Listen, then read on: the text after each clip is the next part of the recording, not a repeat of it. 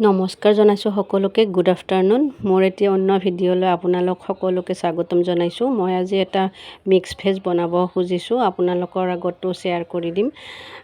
তো ইয়াতে অকণমান আদা, নহৰু, পিঁয়াজ আৰু বিলাহী ফ্ৰাই কৰি লৈছোঁ। অকণমান বেছি নহয়, জাষ্ট অকণমান ৰঙচুৱাকৈ, মানে বেছি তেল ইউজ কৰা নাই মই।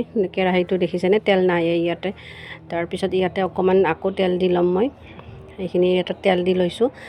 এইখিনি তেল গৰম হোৱাৰ পিছত ইয়াতে অকণমান বিন কাটি লোৱা বিন ফ্ৰাই কৰি ল'ম।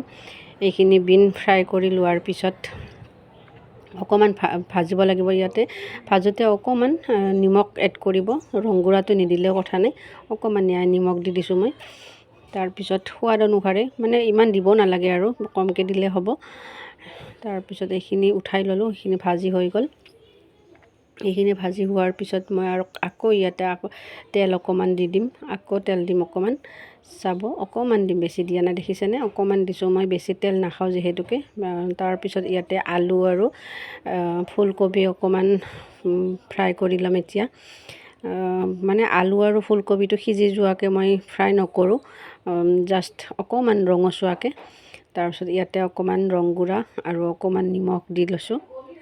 তাৰপিছত মই ইয়াতে ঢাকি ভাজিছোঁ অকণমান। তাৰপিছত ইয়াতে অকণমান মই পিঁয়াজ, মানে চকল পিঁয়াজ অকণমান দিছোঁ। মানে ভেজখন মানে ইমান দেখাত ধুনীয়া হয়। পিঁয়াজটো আপোনালোকেও বনালে এনেকৈ পিঁয়াজটো কাটি কিনে চকল এৰাই কিনে দি দিব। পিঁয়াজ ইতিমধ্যে মই পেষ্ট কৰিছোঁ, আৰু এটা মই এনেকৈও কৰিছোঁ, চকল কৰি ভাজিছোঁ। তাৰপিছত এইখিনি ভাজোঁতে অকণমান টাইম লাগিছে। তো এইখিনিও মোৰ ভাজি হৈ গ'ল।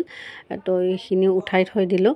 তাৰপিছত ইয়াতে মই আকৌ অকণমান তেল দিম, আকৌ অকণমান।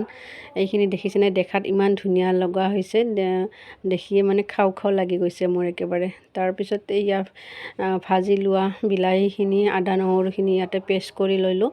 তাৰপিছত মই ইয়াতে তেল অকণমান দি দিছোঁ, বেছি দিয়া নাই, দেখিছেনে তেল। তাৰপিছত ইয়াতে দালচেনি, ইলাচি, লং আৰু দুটামান তেজপাত দি দিছোঁ। যিহেতুকে মই পিঁয়াজ, আদা নহৰু পেষ্ট কৰি লৈছোঁ, ইয়াতে পিঁয়াজ মই আকৌ দিয়া নাই।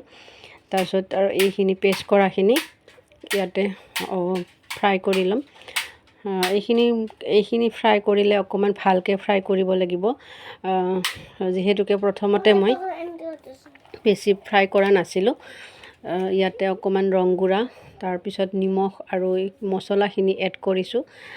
মানে আপোনালোকে যি মছলা খায় সেইখিনিও দিব পাৰিব, আৰু মই ঘৰত যি মছলা ইউজ কৰোঁ সেইখিনি মছলাকে মই দি দিছোঁ। দেখিছে যিহেতুকে আপোনালোকে, মই কোৱা নাই আৰু মছলাকেইটাৰ নাম।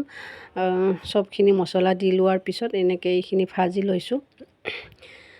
এইখিনি ভাজি হোৱাৰ পিছত মই মিক্স ভেজখিনি গোটেইখিনি ইয়াতে এড কৰি দিছোঁ। তাৰপিছত আকৌ অকণমান এনেকৈ লৰাই দিম। দেখিয়ে মানে মোৰ ভেজখিনি খাওঁ লাগিছে, আৰু ৰুটিৰ লগত খাব বিৰাটেই ভাল লাগে খাই।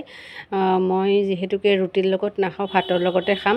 ল'ৰাই এনেকুৱা মিক্স ভেজ খাই বিৰাটেই ভাল পায়, হাজবেণ্ডেও ভাল পায়। তো এনেকৈ মিক্স ভেজখিনি হৈ যোৱাৰ পিছত ঢাকি মই এনেকৈ ভাজি লৈছোঁ। অকণমান পানী দি মই ভাজি লৈছোঁ। পানী দি তেতিয়াহে সিজিব ন। তাৰপিছত ইয়াতে অকণমান মই ক্ৰীম এড কৰিছোঁ। ক্ৰীমখিনি এড কৰাৰ পিছত এনেকৈ, তাৰপিছত লাহে তাৰপিছত ইয়াতে মই ক্ৰীম এড কৰিছোঁ অকণমান। আলুখিনি ভালকৈ সিজা নাছিলে, মই সেইকাৰণে এনেকৈ টিপি চাই আছিলোঁ মাজে। তাৰপিছত ইয়াতে অকণমান পানী এড কৰি দিম এতিয়া। পানী দি দিছোঁ। পানী দি এনেকৈ সিজাব লাগিব, যিহেতুকে আলুটো অকণমান ডাঙৰকৈ দিছিলোঁ মই ভাবিছিলোঁ আলুটো গলি যাব চাগে, সেইকাৰণে অকণমান ডাঙৰকৈ দিছিলোঁ। তো আলুটো গলি নগ'লে, এনেকৈ মই ভাজি আলুটো গলাই দিছোঁ। তাৰপিছত আৰু ফুলকবিটো এনেকৈ গলাইছোঁ। তাৰপিছত হোৱাৰ পিছত এনেকৈ তেজপাত, তাৰপিছত হৈ যোৱাৰ পিছত দেখিছেনে, এই আঞ্জাখন যে ইমান ধুনীয়া হৈছে দেখাত, সোৱাদ লগা, বহুত টেষ্টি হৈছে।